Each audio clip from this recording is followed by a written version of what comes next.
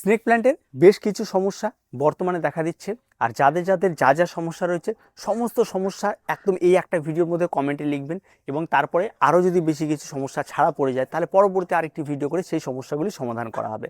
প্রথম বেশ কিছু সমস্যা দেখা যাচ্ছে, অনেকের গোড়া পচে যাচ্ছে, অনেকের গাছে গ্রোথ হচ্ছে না, অনেকের গাছ হয়তো ভেরিকেটেড ছিল কিন্তু বর্তমানে দেখা যাচ্ছে কালার চেঞ্জ হয়ে যাচ্ছে।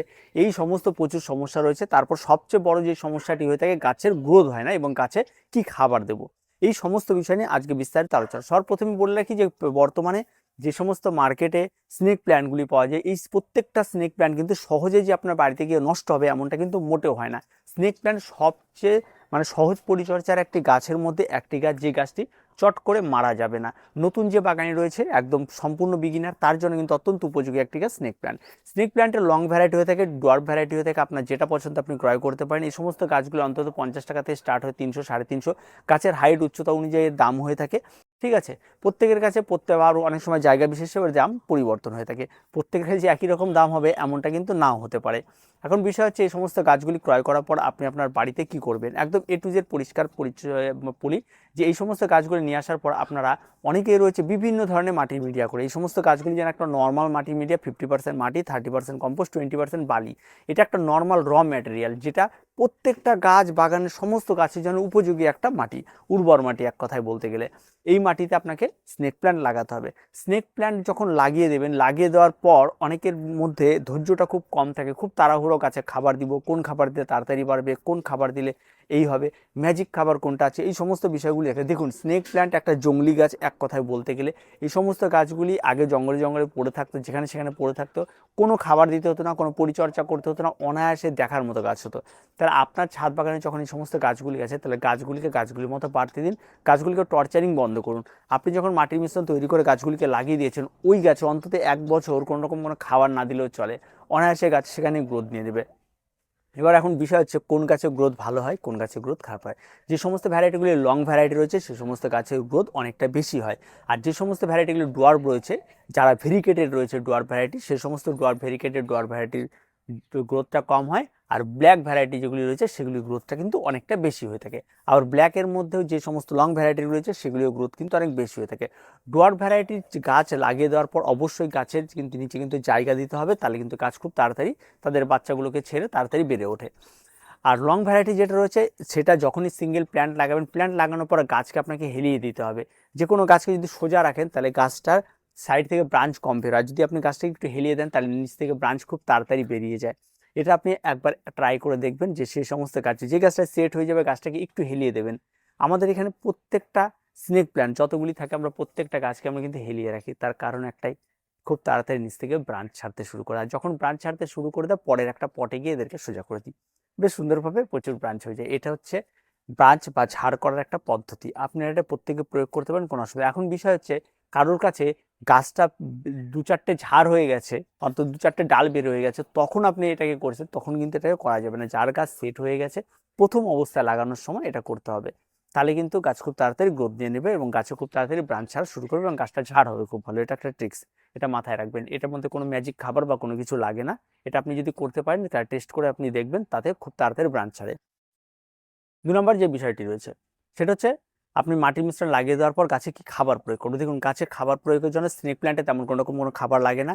1 বছর যে মাটিতে আপনি লাগিয়ে দিয়েছেন সেই মাটিতে অনায়াসে বেড়ে যাবে, না হাড় গুঁড়ো, না শিংকুচি, না নিমখোল, কোনো কিছুর কোনো প্রয়োজন নেই। যদি আপনার মনে হয় আপনি দিতে চাইছেন তাহলে আপনি দিতে পারেন, একদম মিক্স করে একটা খাবার মাসে 1 বার করে দিতে পারেন, হাড় গুঁড়ো, শিংকুচি, নিমখোল এই সমস্ত কিছু মিশিয়ে একবার দিতে পারেন। এবং এই যে খাবারটি আপনি প্রয়োগ করবেন তার মধ্যে শিংকুচিটা আছে, শুধু শিংকুচি যদি আপনার কাছে থাকে সেটা দিলেও কিন্তু খুব ভালো কাজ করে।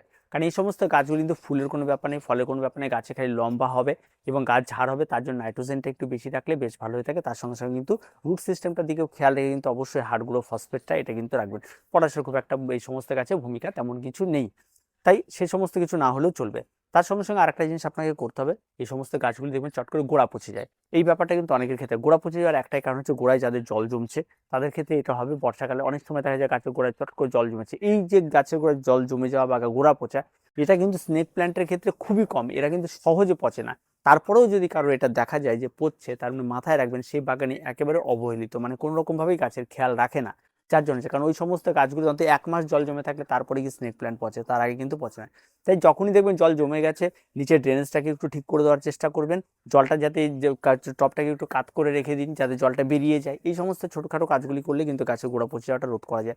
তারপর যদি অতিরিক্ত হয়ে থাকে অ্যান্টিফাঙ্গাল মাঝে মাঝে একটু স্প্রে করে দেবেন। যদি দেখা যায় বারবার করে হচ্ছে, তাহলে মাটিটাকে চেঞ্জ করে আবার নতুন করে মাটির প্রস্তুত করে তাকে বসিয়ে দেবেন। এই সমস্ত কাজগুলি যদি রিপোর্ট করা বা চেঞ্জ করা, তার জন্য যে গাছ মারা যাবে সেই সমস্ত দিক দিয়ে নিশ্চিন্ত থাকে। এই সমস্ত গাছ চট করে রিপোর্ট বা কোনো কিছু করলে মারা যায় না। সারা বছর যে কোনো সময় এদেরকে রিপোর্ট করা যায়, যে কোনো সময় এদের থেকে চারাও তৈরি করা যায়। চারা তৈরি করা সবচেয়ে এদের সহজ থাকে, যে কোনো ব্রাঞ্চ বা নিচের যে সমস্ত গাছগুলি রয়েছে সেগুলোকে টপ থেকে বের করে নিয়ে অনায়াসে ছাড়িয়ে নিয়ে আবার লাগিয়ে দিলে অনায়াসে হয়ে যায়। এবং এই চারা কিন্তু একটাও মিস হবে না, প্রত্যেকে যে যতগুলো লাগাবেন প্রত্যেকটাই হবে, খুব সহজভাবে করা যায়। এখন বিষয় হচ্ছে রোগ পোকামাকড়। এই সমস্ত গাছে রোগ পোকামাকড় তেমন খুব একটা বেশি হয় না, ঠিক আছে। যে গোড়া পচে যাওয়া ব্যাপারটা বললাম সেটা হয়, আর তার সঙ্গে সঙ্গে অনেকে বলে যে পাতায় র্যাশ হচ্ছে, পাতায় দাগ দেখা দিচ্ছে। এই সমস্ত কিছু যদি দেখা দেয় তাহলে কিছুই করবেন না, আপনি ম্যাগনেসিয়াম সালফেট যদি আপনার কাছে থাকে মাঝে মাঝে একটু স্প্রে করে দেবেন। যদি না থাকে আপনি অন্তত বাজার চলিত যে কোনো কিছু ম্যাগনেসিয়াম যেগুলিতে থাকবে সেগুলি যা আপনি পাবেন সেগুলি একটু স্প্রে করে দেবেন। তবে হ্যাঁ, যেটাই ক্রয় করবেন 1 লিটার জলে কতটা মেশাবেন সেটা একটু ভালো করে শুনে নেবেন, তারপরে এই সমস্ত গাছগুলি স্প্রে করবেন, দেখবেন খুব ভালো রেজাল্ট পাবেন। আর তেমন কোনো কিছু না, মাঝে মাঝে পাতাগুলো একটু একটা কাপড় দিয়ে পরিষ্কার পরিচ্ছন্ন করে দেবেন পাতাগুলো, তাহলে গ্লেজিটা ভালো থাকে। আর এই ছোট ছোট কাজগুলি করলেই আপনার গাছ কিন্তু অত্যন্ত সুন্দর থাকবে। আর অনেক বেশি হাইফাই পরিচর্যা কিন্তু স্নেক প্ল্যান্টের জন্য প্রয়োজন পড়ে না। আর তাই স্নেক প্ল্যান্টের পরিচর্যাটা একটু কমিয়ে আনুন, যে কোনো গাছের ক্ষেত্রে পরিচর্যাটাকে একটু কমিয়ে আনুন। আপনি আপনার গাছের মতো একটু থাকতে দিন, আপনার মতো করে গাছকে বাড়ানোর চেষ্টা করবেন না। প্রত্যেকটা গাছে একটা নির্দিষ্ট ধরন রয়েছে, প্রত্যেকটা গাছে একটা গ্রোথ রেট আলাদা রকম রয়েছে। কিছু গাছ রয়েছে যাদের হাই গ্রোথ রেট থাকে, কিছু গাছ রয়েছে যাদের স্লো গ্রোথ রেট থাকে। তাই এই সমস্ত বিষয়গুলিকে আগে ভালো করে বুঝতে হবে, তারপর আপনাকে কিন্তু এই সমস্ত গাছে পরিচর্যা করতে হবে। এবার এখন বিষয়টা অনেক আরেকটা থাকে, সেটা হচ্ছে অনেকের গাছে গ্রোথ নিচ্ছে না জন্য অতিরিক্ত খাবার প্রয়োগ করে। অনেকে মনে করে খাবার দিলেই গাছ বাড়বে, কিন্তু এটা ভুল ধারণা। খাবার দিলেই গাছ বাড়ে না, প্রত্যেকটা গাছে একটা নির্দিষ্ট গ্রোথ রেট থাকে, আর সেই গ্রোথ রেট অনুযায়ী তাকে পরিচর্যা করতে হয়। এবং বাড়তি খাবার কিন্তু গাছের মৃত্যুর কারণ হতে পারে। তাই এই সমস্ত কিছু ভুলভ্রান্ত কিছু না করে নর্মাল গাছকে রাখুন, নর্মালভাবে পরিচর্যা করুন, একদম কম খরচে কাজ করার চেষ্টা করুন, দেখবেন আপনার গাছ অনেক বেশি ভালো হবে। তারপরেও যদি কোনো সমস্যা থাকে তাহলে অবশ্যই আমাদের কমেন্ট বক্স খোলা রয়েছে, আপনারা কমেন্ট বক্সে কমেন্ট করুন।